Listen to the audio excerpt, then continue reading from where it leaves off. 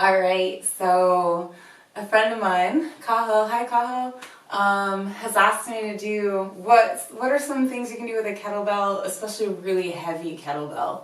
I wish I had an even heavier one for demonstration purposes. This is only a 10 and this is a 12. I'm going to use this one because it actually has a more solid base. Even though this one's heavier, it's a little smaller and squirrelier. So for the first movement, I'm going to use this, and even the heavier the better because it gives you more resistance and more of a stable object. So I'm going to get this one out of the way. So this is a nice movement to get into some spinal conversations in your wide-legged forward fold. So a really nice way to use the kettlebell for mobility and flexibility. Maybe something to do at the end of your workout. So I'm going to take my legs wide. I'm going to really flare through the feet, spread the toes apart. I'm starting with the bell pretty close to me, like really reasonable. But I'm going to lift up, take the arms up, and then just bring my hands down onto the bell and like mash down on the bell. So you can see how the more solid and heavy the kettlebell, the more it's a tool to pull and play with, because this one I can knock over pretty easy. But I'm going to push and pull. And I'm looking to do two things throughout this exercise. I'm looking to keep my bum grounded, so I'm kind of hollowing my core back and down. So I'm kind of posterior here, but then I'm using the pull of the bell to bring my heart forward. So I'm addressing, if I have a rounded rib cage, I can address this conversation. And if you have a sticky lumbar, if it's hard for you to drop the muscles around the lumbar, then you've got this conversation too. So my upper back is reaching up, my lower back is reaching down. You just want to set that and make sure you're happy with that. Then I'm going to scoot back. I'm just walking my sit bones back a little by little because this gets loud quickly. So again, I'm going to square my hips, reach up, just reach for the bell. It's still pretty close, but now I'm getting more of a conversation up through the heart, down through the pelvis. And you're going to keep creeping back. So I'll fast forward. I recommend taking your sweet time with this because the more you study, the more you learn about your own spine. But now I'm starting to have to reach and lean forward a little bit. And now I really have to think about, some of us are going to want to lift the bum. So some of us have to concentrate on grounding the pelvis. Some of us are going to want to do this. So we're going to have to concentrate on pulling the spine up. So the upper spine's moving up and the lower spine's moving down. And now it starts to get fun. And now the further you move away. So the bell is a really nice arbitrary marker. So you can be pretty accurate with how far you're folding. Now I have to reach. And now I'm one of those that my hips want to lift. So I really have to concentrate on rolling my bum back down to pull my spine forward. And you can continue as far as your flexibility will bring you, and as far as you can control the movement. So I'm keeping it anchored, and I really have to reach the spine forward.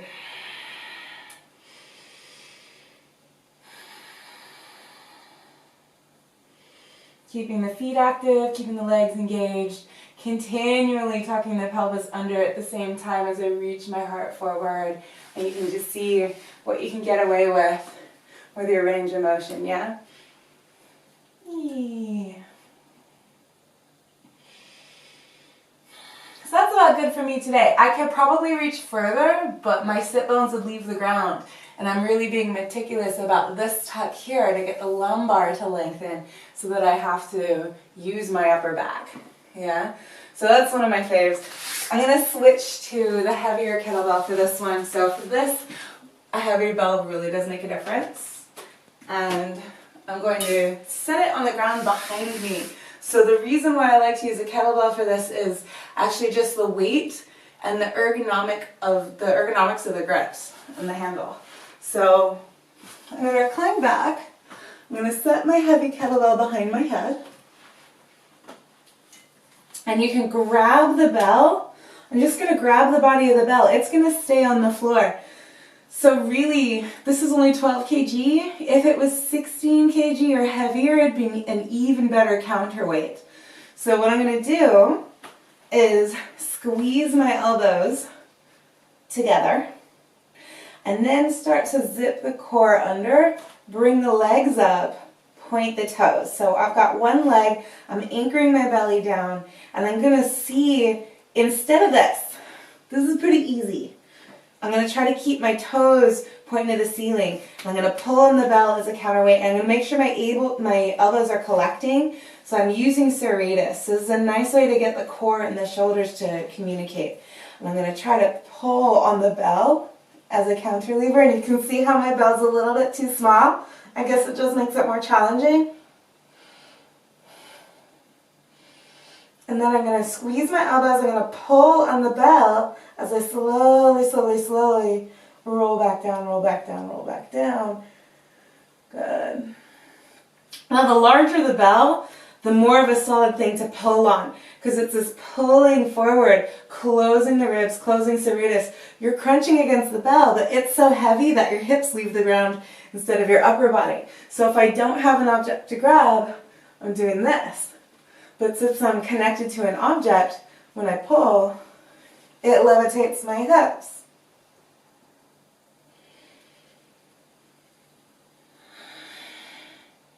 So this one's super jiu-jitsu relevant, learning how to boost your hips up in the air, getting comfortable on your neck or shoulders.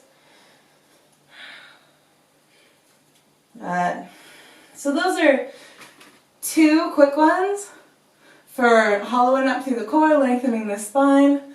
That the heavier the bell, the more useful it's going to be. I'll release a full kettlebells workout soon, but play with that. Cahill, let me know what you think. All right.